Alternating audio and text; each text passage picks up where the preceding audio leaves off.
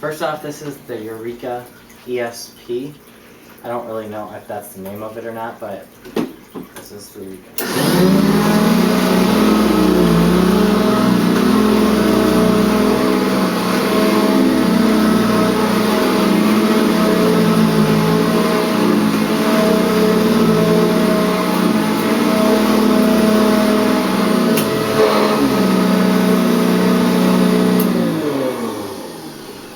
And then the Hoover Convertible.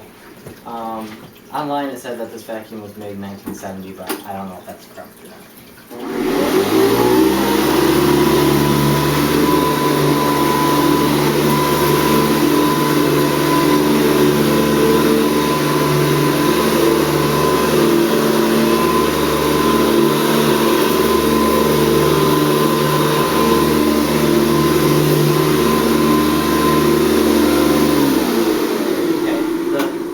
Hoover Convertible I paid $5 for at a flea market, and the Eureka I bought at Goodwill up in Gaylord for $6.